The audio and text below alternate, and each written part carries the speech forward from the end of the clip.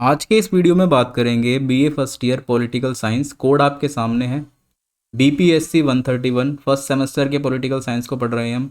हिंदी में इसे कहते हैं राजनीतिक सिद्धांत का परिचय। आज हम पढ़ेंगे चैप्टर 3 को। इससे पहले 2 चैप्टर हम कंप्लीट कर चुके हैं इस बुक के। जिन बच्चों ने इन 2 चैप्टर को नहीं देखा है वो चैनल की प्लेलिस्ट को जाके चेक कीजिए, वहाँ से उन दोनों चैप्टर को कंप्लीट देख सकते हैं। चैप्टर 3 हमारा है स्वतंत्रता, जिसे इंग्लिश में कहते हैं हम लिबर्टी। तो आज हम लिबर्टी पर बात करेंगे, स्वतंत्रता पर बात करेंगे। तो चलिए स्टार्ट करते हैं। इंस्टा पे आप मुझे फॉलो कर सकते हो, कोई क्वेरी या क्वेश्चन है तो यहाँ पर आप मुझसे पूछ सकते हो। यूज़र नेम आपके सामने है। टेलीग्राम पे जाके आप ग्रुप को जरूर ज्वाइन करें। @एकलव्य स्नातक 1 सर्च कीजिए और इस ग्रुप को, इस चैनल को जरूर से ज़रूर ज्वाइन करें। यहाँ पर आपको वीडियो की नोटिफिकेशन मिल जाती है, यहाँ से आप वीडियो को देख सकते हैं और हमारे नोट्स जो उपलब्ध होते हैं इस चैनल पर वो भी आप डिटेल से पढ़ सकते हैं। तो आप इसको ज़रूर ज्वाइन करें।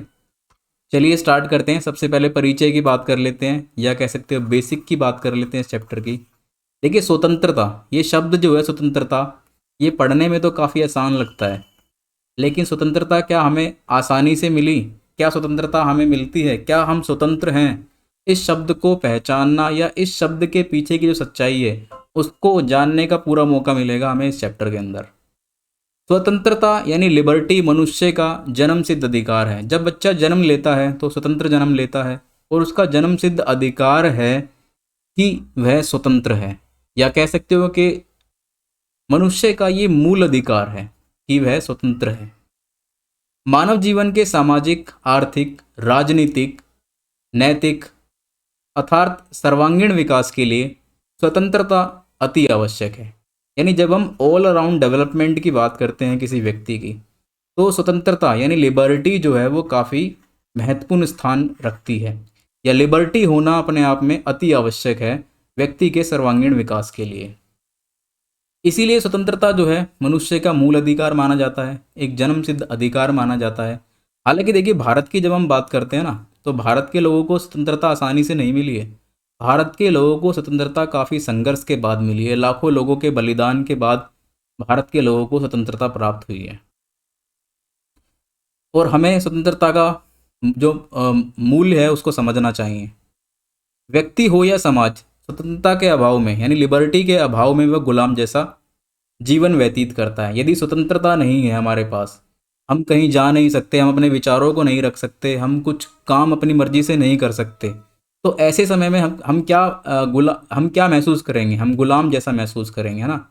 तो स्वतंत्रता के अभाव में यानी लिबर्टी के अभाव में जब हमें लिबर्टी नहीं होगी, आज़ादी नहीं होगी, तो हम गुलाम जैसा जीवन जो है व्यतीत करेंगे। अब इसमें चाहे व्यक्ति हो या कोई राज्य हो, यानी जिस पर भी प्रतिबंध लगाए जाएंगे, बंधनों को थोपा जाएगा, तो वो कैसा जीवन व्यतीत करेगा? गुलाम जैसा जीवन व्यतीत करेगा। स्वतंत्रता के अर्थ की जब हम बात करते हैं तो ये स्वतंत्रता शब्द जो है, ठीक है, ये स्वतंत्रता जो शब्द है जो हम पढ़ते हैं, ये कहाँ से आया? इसका अंग्रेजी में हम इसको बोलते हैं लिबर्टी, है ना।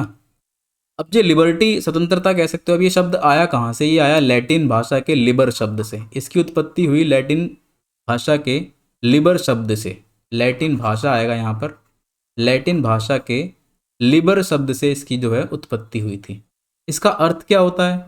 इसका अर्थ होता है बंधनों का अभाव, बंधनों से मुक्त, यानी कि प्रतिबंधों को हटाना, ये कह सकते हो आप। बंधनों से मुक्ति कह सकते हो आप, बंधनों के अभाव से कह सकते हो आप। यानी किसी पर भी कोई किसी भी प्रकार का प्रतिबंध ना लगाना, किसी पर भी कोई बंधन ना लगाना, इसका अर्थ होता है ये। इसीलिए इसको लिबर्टी, स्वतंत्रता कहते हैं। क्योंकि मनुष्य स्वतंत्र ही जन्म लेता है, क्योंकि जो मनुष्य जब बच्चा पैदा होता है तो स्वतंत्र जन्म लेता है, इसलिए स्वतंत्रता मनुष्य का जन्मसिद्ध अधिकार है ना। अब यहाँ पर एक परिभाषा दी गई है जेराल्ड मैककलम के द्वारा।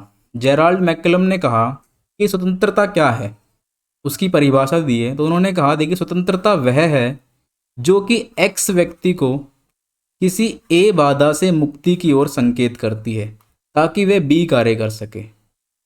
डिटेल से समझाता हूँ आपको। देखिए कोई व्यक्ति है जिसका नाम है एक्स, ठीक है, उसकी ए नाम की एक बाधा है और वो बी नाम का एक काम करना चाहता है। तो ए नाम की बाधा से मुक्ति जो हमें दिलाती है वही क्या है? स्वतंत्रता है। तभी तो वो बी काम कर पाएगा, है ना। तो एक्स व्यक्ति बी काम करना चाहता है, ए बाधा से मुक्ति जो हमें दिलाती है, ठीक है, ए बाधा है जो बीच में आती है, जो हमें मुक्ति दिलाती है इससे, वो क्या है, स्वतंत्रता है। तो जो एक्स व्यक्ति की किसी ए बाधा से मुक्ति की ओर संकेत करे ताकि वह बी काम कर सके, वो क्या है, स्वतंत्रता है। ये परिभाषा किसने दी, जेराल्ड मैककलम ने। आपको याद रखना है, देखिए एग्जाम्स के अंदर जितनी ज़्यादा आप परिभाषाएं लिखेंगे, जितनी ज़्यादा इस तरह की लैंग्वेजेस का यूज़ आप करेंगे, उतने ही अच्छे मार्क्स आपको मिलते हैं। तो आप परिभाषाओं को, नाम को, ठीक है, इन सभी चीज़ों को अच्छे से एग्जाम्स के अंदर लिखें और इन सभी चीज़ों को अच्छे से आप याद भी रखें। चलिए आगे बढ़ते हैं। देखिए स्वतंत्रता को जो है दो भागों में बांटा जाता है। जब हम वैज्ञानिकों की बात करते हैं, विद्वानों की बात करते हैं, तो उन्होंने स्वतंत्रता को दो भागों में बांटा। उन्होंने कहा देखिए दो तरह की स्वतंत्रता होती है, एक नकारात्मक स्वतंत्रता, एक सकारात्मक स्वतंत्रता। अब ये दोनों क्या होती है, इनको डिटेल से स्टडी करते हैं। नकारात्मक से आप पूरा नेगेटिव ना समझे, इसको नेगेटिव नहीं कहेंगे आप इसको, मैं बताता हूँ आपको क्या होती है, डिटेल से पढ़ते हैं। देखिए नकारात्मक स्वतंत्रता होती क्या है। नकारात्मक स्वतंत्रता, जिन विद्वानों ने इसके पक्ष में रहे, उन्होंने कहा कि इस प्रकार की स्वतंत्रता होनी चाहिए जिसके अंदर कोई बंधन ना हो, जिसके अंदर कोई प्रतिबंध ना हो, यानी मनुष्य जो वो प्रतिबंध से मुक्त होना चाहिए, उस पर कोई भी बर्डन या बंधन नहीं होना चाहिए, उस पर कोई नियम कानून लागू ना हो। या आप कह सकते हो कि उन विद्वानों ने कहा कि अहस्तक्षेप की नीति जो है नकारात्मक स्वतंत्रता के अंतर्गत इसको अपनाया जाता है, यानी मनुष्य जो चाहे वो करे, जो उसकी इच्छा हो, अपनी इच्छा के अनुसार वो कार्य करे, अपनी इच्छा के अनुसार जो वो करना चाहे वो कर सके, इसे कहते हैं अहस्तक्षेप की नीति। तो उन्होंने कहा अहस्तक्षेप की नीति को अपनाया जाना चाहिए। प्रतिबंध मुक्त स्वतंत्रता को बढ़ावा दिया जाता है इसके अंदर, किसके अंदर, नकारात्मक स्वतंत्रता के अंदर। नकारात्मक स्वतंत्रता में नियम कानूनों का निर्माण कम से कम होता है। विद्वानों का ये कहना है कि व्यक्ति के ऊपर यदि कोई कंट्रोल करना चाहता है तो वो गलत है। व्यक्ति के ऊपर कानूनों का निर्माण नहीं करना चाहिए, व्यक्ति के ऊपर कम से कम प्रतिबंध या फिर ना के बराबर प्रतिबंध होने चाहिए। व्यक्ति के साथ अहस्तक्षेप की नीति को अपनाना चाहिए, यानी उसके ऊपर कोई भी किसी प्रकार का दबाव ना हो, कोई भी किसी प्रकार का प्रतिबंध ना हो। प्रत्येक क्षेत्र के अंदर व्यक्ति स्वतंत्र होना चाहिए। इस प्रकार की स्वतंत्रता का पक्ष रखा, जिसे नकारात्मक स्वतंत्रता के अंतर्गत देखा जाता है। नकारात्मक स्वतंत्रता के जो विचार हैं, ठीक है, उनको रखने वाले जो प्रमुख विद्वान हैं वो कौन कौन है। जॉन लॉक, ये आपको याद रखना है एग्जाम के पॉइंट ऑफ व्यू से। John Locke, Adam Smith, Herbert Spencer, आइजिया Berlin, ठीक है। तो आप इन नामों को जरूर याद रखें। इन्होंने नकारात्मक स्वतंत्रता के प्रति अपने विचार रखें, या ये कह सकते हैं ये पक्षधार हैं नकारात्मक स्वतंत्रता के। इनका कहना ये था कि ऐसी स्वतंत्रता व्यक्ति के लिए होनी चाहिए या राज्य के लिए होनी चाहिए जिस पर कम से कम प्रतिबंध हो, जिस पर कि वो अपने कुछ भी कार्य करने के लिए स्वतंत्र होना चाहिए, इनका कहना ये था। हर्बर्ट स्पेंसर ने अपनी एक परिभाषा के अंदर कहा, उन्होंने कहा हर्बर्ट स्पेंसर के अनुसार कि प्रत्येक व्यक्ति, कोई भी व्यक्ति वह करने को स्वतंत्र है जिसकी वह इच्छा रखता है। इन्होंने कहा कि प्रत्येक व्यक्ति, कोई भी व्यक्ति है जो वो करना चाहता है, जो भी करने की उसकी इच्छा है, यदि वह करने के लिए वह स्वतंत्र है तो यही स्वतंत्रता है, ठीक है। यानी प्रत्येक वह व्यक्ति वह करने को स्वतंत्र है जो वो चाहता है, जिसकी वह इच्छा रखता है। आइजिया बर्लिन ने कहा, या इनके विचारों में नकारात्मक स्वतंत्रता सिद्धांत नियंत्रण के क्षेत्र से संबंधित है। इनके विचारों से पता चलता है कि किसी पर नियंत्रण करना, ठीक है, इनके सिद्धांत से पता चलता है कि किसी पर नियंत्रण करना, यानी कि नियंत्रण ना करना ही स्वतंत्रता है, ठीक है। इनके सिद्धांत में ये था। अर्थात व्यक्ति की स्वतंत्रता पर कम से कम या ना के बराबर नियंत्रण हो। इनके सिद्धांतों के अनुसार व्यक्ति के ऊपर ना के बराबर नियंत्रण, यानी नियंत्रण नहीं होना चाहिए, कोई प्रतिबंध नहीं होना चाहिए, खुले विचार की नीति को जो है इसके अंदर अपनाया जाता है। तो ये हमारी नकारात्मक स्वतंत्रता आती है। इसके बाद हम डिस्कस करेंगे अपनी सकारात्मक स्वतंत्रता के ऊपर। तो नकारात्मक स्वतंत्रता से आप समझ गए होंगे। देखिए नकारात्मक स्वतंत्रता अपनी जगह ठीक है, लेकिन कुछ ऐसे कार्य होते हैं जहाँ हमें सकारात्मक स्वतंत्रता का सहारा लेना पड़ता है। जब हम बात करते हैं मानव विकास की, जब हम बात करते हैं मानव के सामाजिक विकास की, मानव के सर्वांगीण विकास की जब हम बात करते हैं, तो नकारात्मक स्वतंत्रता का कार्य वहाँ पर ना के बराबर हो जाता है। इन विद्वानों का कहना ये था कि व्यक्ति के ऊपर ना के बराबर प्रतिबंध हो, जो वो करना चाहे वो करे, यही स्वतंत्रता है। लेकिन ऐसा नहीं हो सकता। मान लो आप अपने घर में हो और आपको लाउड म्यूजिक सुनना है, आप स्वतंत्र हो, आप कहोगे मैं स्वतंत्र हूँ, मैं लाउड म्यूजिक सुनूंगा। लेकिन आपने लाउड म्यूजिक कर लिया, ठीक है, पड़ोसी आपका लाउड म्यूजिक से परेशान हो रहा है, तो वो भी तो स्वतंत्र है ना, उसके अधिकारों का वहां पर क्या हो जाएगा, हनन हो जाएगा। तो ऐसी स्वतंत्रता जिसके द्वारा किसी के अधिकारों का हनन हो या किसी के अधिकारों को मारा जाए, वो स्वतंत्रता नहीं मानी जाती। तो ये नकारात्मक स्वतंत्रता जो बढ़ावा देती है, वो ऐसी ऐसी स्वतंत्रता को बढ़ावा देती है। अब हम बात करते हैं सकारात्मक स्वतंत्रता की। सकारात्मक स्वतंत्रता में स्वतंत्रता का जो अर्थ है, उसका मतलब यह नहीं है जिससे दूसरे के अधिकारों का हनन हो। देखिए, अभी मैंने आपको बताया कि ऐसी स्वतंत्रता जिससे दूसरे के अधिकारों का हनन हो, जिससे कि दूसरे के अधिकार अफेक्ट हो, वो स्वतंत्रता नहीं है। सकारात्मक स्वतंत्रता ये कहती है, अर्थात स्वतंत्रता पर यानी लिबर्टी पर कुछ नियंत्रण होना अति आवश्यक है। यानी कि कुछ नियम कानून जो है वो बनाने अति आवश्यक है व्यक्ति के लिए। ऐसा ना हो कि व्यक्ति बिल्कुल ही खुला हो जाए, जो वो चाहे वो कर सकता है ना, जिससे कि दूसरे के अधिकारों का हनन ना हो। स्वतंत्रता का मतलब ये नहीं होता।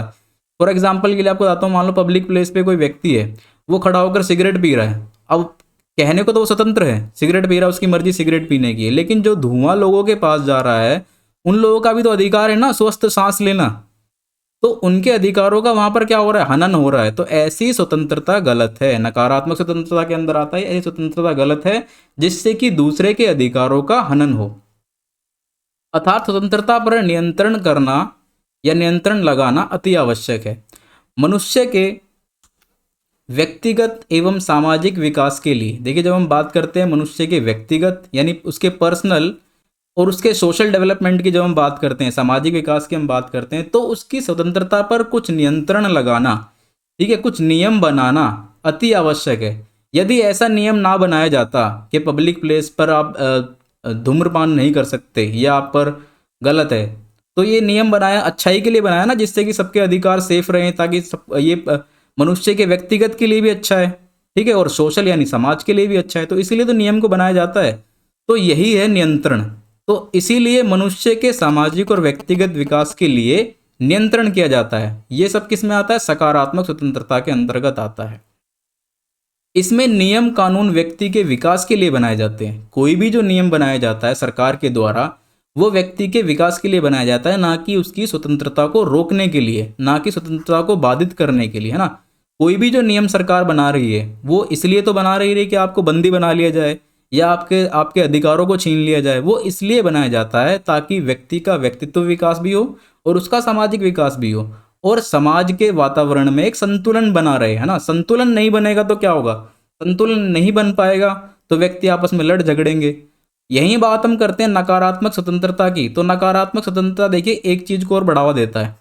यहाँ पर आपने एक मुहावरा सुना होगा, जिसकी लाठी उसकी भैंस। तो उस वाली चीज को बढ़ावा देता है नकारात्मक स्वतंत्रता। यानी जो स्ट्रांग होगा, जो व्यक्ति स्ट्रांग होगा, उसको तो कोई कुछ बोल ही नहीं पाएगा, वो तो जो चाहेगा वो कर लेगा ना, क्योंकि नियम तो उस पर काम ही नहीं करते, नियम तो लागू ही नहीं है कोई भी। तो इसीलिए जो है नकारात्मक स्वतंत्रता के पक्ष में ना रह करके सकारात्मक स्वतंत्रता ही मनुष्य का सर्वांगीण विकास कर पाती है। इसीलिए सरकार, राज्य जो भी नियम कानून बनाते हैं, वो व्यक्ति के व्यक्तिगत विकास और सोशल डेवलपमेंट के लिए बनाए जाते हैं। सकारात्मक स्वतंत्रता के जो पक्षधारी रहे हैं, या कह सकते हो स्वतंत्रता जो विद्वान सकारात्मक स्वतंत्रता के ऊपर अपने विचार रखते हैं, वो है लॉस्की, ठीक है, मैकाइवर, हॉब्स हाउस। ये मेन 3 नाम आप ले सकते हैं। लॉस्की ने एक परिभाषा दी है। उन्होंने कहा है स्वतंत्रता उस वातावरण की स्थापना है जिसमें मनुष्य को अपने व्यक्तित्व के विकास के पूर्ण अवसर प्राप्त होते हैं। इन्होंने कहा स्वतंत्रता वो है, ऐसा वातावरण राज्य के द्वारा, लोगों के द्वारा बनाया जाए, जिससे कि वो अपने पर्सनल डेवलपमेंट के जो उसके अवसर्स हैं, ठीक है, जो अपॉर्चुनिटीज़ हैं, वो उसको नियमित रूप से या समान रूप से प्राप्त हों। इनका कहना ये था। तो आप इस परिभाषा को जरूर याद रखें। इसके बाद हमने डिस्कस कर लिया कि 2 प्रकार की स्वतंत्रता होती है, नकारात्मक और सकारात्मक। अब हम बात करते हैं स्वतंत्रता के प्रकार। स्वतंत्रता के कितने प्रकार होते हैं उसको हम पढ़ेंगे। देखिए सबसे पहले बात करते हैं हम प्राकृतिक स्वतंत्रता। प्राकृतिक स्वतंत्रता क्या है? जो प्रकृति के द्वारा हमें प्रदान की गई है। इसके अंतर्गत प्रकृति की तरफ से प्राप्त स्वतंत्रता आती है। प्रकृति की तरफ से यानी जीवन जीने का अधिकार। जीवन हमें कौन देती है? प्रकृति देती है। जीवन जीने का अधिकार हमें कौन देती है? प्रकृति देती है। ठीक है, हवा, पानी, जल, धूप, ये समय प्रकृति की तरफ से मुफ्त में मिल रहा है उपहार के रूप में। तो ये स्वतंत्र रूप से हमें मिलता है ना, इस पे किसी भी प्रकार का कोई नियम कानून लागू नहीं है कि आप इतनी धूप ले सकते हो, आप इतनी हवा खा सकते हो, ऐसा कुछ नहीं, कोई नियम कानून नहीं है। तो ये प्राकृतिक स्वतंत्रता है जो प्रकृति के द्वारा मनुष्य को दी जाती है उपहार के रूप में। इसे कहते हैं हम प्राकृतिक स्वतंत्रता। उसके बाद आती है व्यक्तिगत स्वतंत्रता, व्यक्तिगत लिबर्टी। ऐसी स्वतंत्रता जो केवल व्यक्ति विशेष से संबंधित है। व्यक्ति अपने जीवन के उच्चतम विकास के लिए इच्छा अनुसार कार्य करने को स्वतंत्र है। व्यक्ति अपने जीवन को जीने के लिए जैसा जिस प्रकार का लाइफस्टाइल वो चाहता है उसको वो जीवन जीने के लिए स्वतंत्र है, लिबर्टी है उसके पास, वो किस प्रकार से अपना लाइफस्टाइल जीना चाहता है, क्या वो काम करना चाहता है ना। तो ये है व्यक्तिगत स्वतंत्रता। परंतु व्यक्तिगत स्वतंत्रता का अर्थ यह नहीं है जिससे कि दूसरों की स्वतंत्रता को किसी प्रकार हानि पहुंचे। आप जो लाइफस्टाइल जीना चाहते हो आप स्वतंत्र हो अपनी लाइफस्टाइल जीने के लिए, ठीक है, आप जो कार्य करना चाहते हो उसके लिए आप स्वतंत्र है। लेकिन यहाँ पर एक नोट दिया गया है कि ऐसी स्वतंत्रता आपको उपलब्ध नहीं है जिससे आप दूसरे के अधिकारों का हनन कर ले। यहाँ पर वही बात आ जाती है कि आप जीना चाहते हो, आपका मन कर रहा है कि आप पब्लिक प्लेस पे सिगरेट पी लो, लेकिन ये अलाउ नहीं है, इससे दूसरों के अधिकारों का हनन होता है। ठीक है ना, तो इस प्रकार की स्वतंत्रता दी जाती है जिससे आप अपने विकास के लिए ऐसा कार्य कर सको जो आप जिसकी आपकी इच्छा है। इसके बाद बात करते हैं हम राजनीतिक स्वतंत्रता की। अब राजनीतिक स्वतंत्रता क्या है? राजनीतिक से रिलेटेड है, पॉलिटिक्स से रिलेटेड है। राजनीतिक स्वतंत्रता के अंतर्गत यानी कि आपको मत देने का अधिकार है। ठीक है, आप अपने अधिकार, मत के अधिकार से चुनाव कर सकते हैं अपनी सरकार का। ठीक है, जिस व्यक्ति को आप ठीक समझते हो उसको आप वोट दे सकते हो। वोट दे करके आप क्या करते हो? सरकार को चुनते हो, और सरकार क्या करते हैं? वो आपके लिए रूल रेगुलेशन बनाते हैं। तो मत देने का अधिकार आपको प्राप्त है, आप स्वतंत्र हो, स्वतंत्र रूप से आप मत अपना वोट जो किसी को भी दे सकते हो जो आपको अच्छा लगे। सरकारी नौकरी प्राप्त करने का अधिकार आपको मिलता है राजनीतिक स्वतंत्रता के अंतर्गत। सरकारी नौकरी प्राप्त करने में आप सभी समान रूप से आवेदन दे सकते हो। ठीक है, चुनाव लड़ने का आपके पास अधिकार है, आप चुनाव लड़ना चाहते हो तो आप चुनाव भी लड़ सकते हो। सरकार की आलोचना, सरकार की समालोचना, ये सब करने के लिए आप क्या हो? स्वतंत्र हो। आप स्वतंत्र रूप से चुनाव लड़ सकते हो, वोट दे सकते हो, सरकार की आलोचना समालोचना सब कर सकते हो। ये किस में आता है? आपकी राजनीतिक स्वतंत्रता के अंतर्गत आता है। नागरिक स्वतंत्रता की जब हम बात करते हैं तो नागरिक स्वतंत्रता राज्य के भीतर रहने वाले लोगों को प्राप्त होती है। नागरिक स्वतंत्रता की जब हम बात करते हैं तो यहाँ पर एक चीज़ और ऐड हो जाती है कि राज्य के अंदर रहने वाले, ठीक है, राज्य के अंदर रहने वाले या देश के अंदर रहने वाले, राज्य सरकार द्वारा, देश की सरकार के द्वारा, सेंट्रल गवर्नमेंट के द्वारा जो भी रूल रेगुलेशन या जो सुरक्षा दी जाती है वो नागरिकों को दी जाती है ना। जैसे जीवन की सुरक्षा दी जाती है। भाई कोई आपको मारे पीटे एकदम से आके कुछ भी कर दे, आपकी सुरक्षा का अधिकार किसके पास है? आपके पास है, आप कंप्लेंट कर सकते हो, आपके लिए पुलिस बनाई गई है। तो जीवन की सुरक्षा का अधिकार आपको प्राप्त होता है, आप स्वतंत्र रूप से इस अधिकार को प्राप्त करते हैं। समानता का अधिकार है आपके पास, भ्रमण का अधिकार है, आपका जहाँ मन करे वहाँ आप घूम सकते हो, जा सकते हो। भाषण देने यानी कि अपनी अभिव्यक्ति का आपके पास, आप अपने भाषण को रख सकते हो, अपनी अभिव्यक्ति कर सकते हो, जो आप कहना चाहते हो वो रख सकते हो स्वतंत्र रूप से, लिख सकते हो स्वतंत्र रूप से। धर्म अपनाने का आपके पास अधिकार है। तो ये सभी जो अधिकार है ये किसके द्वारा दिए गए हैं आपको? ये राज्य सरकार के द्वारा आपको दिए जाते हैं। इनको दिए जाते हैं जिस राज्य के अंदर नागरिक रहता है, नागरिकों को दिए जाते हैं। ठीक है, तो ये नागरिक स्वतंत्रता के अंतर्गत आते हैं। इसके बाद हम बात करते हैं धार्मिक स्वतंत्रता की। देखिए धार्मिक स्वतंत्रता जो है, धार्मिक स्वतंत्रता का अर्थ होता है समाज में रहने वाले प्रत्येक वर्ग, समाज में जो भी वर्ग रहता है, ठीक है, प्रत्येक, आपको बताइए भारत एक ऐसा देश है जहाँ विभिन्न प्रकार के धर्म या विभिन्न प्रकार के वर्ग के लोग रहते हैं। तो समाज में रहने वाले प्रत्येक वर्ग, समुदाय एवं व्यक्ति को धर्म अपनाने की स्वतंत्रता है। यानी कि यहाँ पर धर्म निरपेक्षता है। ठीक है, आप जो चाहें वो धर्म अपना सकते हो, उस धर्म का प्रचार कर सकते हो, उस धर्म का प्रचार प्रसार करने के लिए आपके पास पूर्ण अधिकार है।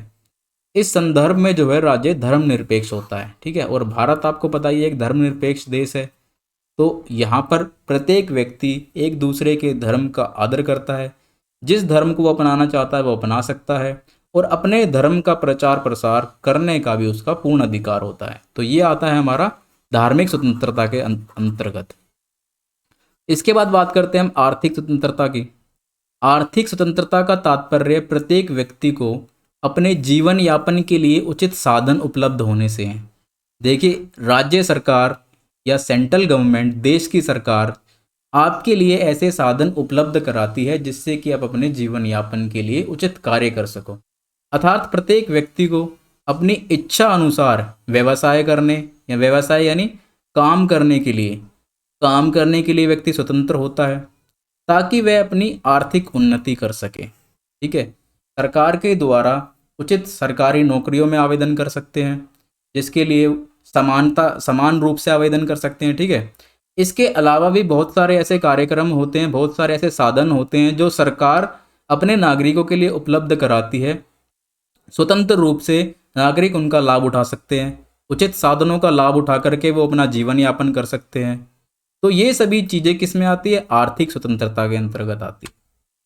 इसके बाद बात करते हैं हम वैधानिक स्वतंत्रता की। वैधानिक स्वतंत्रता क्या होती है? इसके अंतर्गत प्रत्येक राष्ट्र को अपना संविधान बनाने की स्वतंत्रता होनी चाहिए। वैधानिक की जब हम बात करते हैं, यानी कि रूल रेगुलेशन बनाने की जब हम बात करते हैं, तो प्रत्येक राष्ट्र को अपना संविधान बनाने की आज़ादी होती है। ऐसा नहीं होता कि किसी बड़े राष्ट्र का किसी छोटे राष्ट्र पे अधिकार हो, वो उस पर शासन करने लग जाए, ऐसा नहीं होता। तो प्रत्येक राष्ट्र को अपना संविधान बनाने की स्वतंत्रता होनी चाहिए। इसे कहते हैं वैधानिक स्वतंत्रता। किसी राष्ट्र पर अन्य राष्ट्र का प्रभाव या दबाव नहीं होता। कोई भी राष्ट्र, चाहे वो छोटा हो या बड़ा हो, उस पर एक दूसरे का कोई दबाव नहीं होना चाहिए। विश्व के सभी राष्ट्र वैधानिक रूप से स्वतंत्र होने चाहिए, तभी विश्व में शांति बनी रहेगी। ऐसा नहीं होना चाहिए कि कोई अमीर देश किसी गरीब देश पर कब्जा कर ले, उस पर शासन चलाए या उस पर अपनी अपने अपने नियम और कानूनों को थोप दे। ऐसा नहीं होना चाहिए। ये सभी चीज़ें किस में आती है? वैधानिक स्वतंत्रता के अंतर्गत आती है। इसके बाद बात करते हैं हम राष्ट्रीय स्वतंत्रता की। राष्ट्रीय स्वतंत्रता राष्ट्र का चिन्ह है जो यह दर्शाता है कि राष्ट्र अपने आंतरिक और बाह्य मामलों में पूर्ण स्वतंत्र है। यानी कोई भी राष्ट्र है जो उसके आंतरिक डिसीजंस हैं और जो उसके बाह्य डिसीजंस हैं, यानी कि जो उसके देश के अंदर होने वाले जो उसके नियम और कानून है वो किस तरीके से बना रहा है, और जो बाहर के देशों के साथ उसके नियम और कानून है वो किस तरीके से निभा रहा है, बना रहा है। उन सभी कानूनों को बनाने और निभाने के लिए प्रत्येक राष्ट्र जो है वो स्वतंत्र होता है। तो ये बाह्य मामले और आंतरिक मामले को अपनाने में, आंतरिक नियमों को अपनाने में राष्ट्र जो है वो स्वतंत्र होता है। ये किस में आता है? राष्ट्रीय स्वतंत्रता के अंतर्गत आता है। तो यहाँ पर हमारा ये चैप्टर स्वतंत्रता वाला कंप्लीट हो जाता है। इसके बाद हम डिस्कस करेंगे नेक्स्ट चैप्टर को। तो वीडियो को लाइक कीजिए, चैनल को सब्सक्राइब कीजिए। धन्यवाद।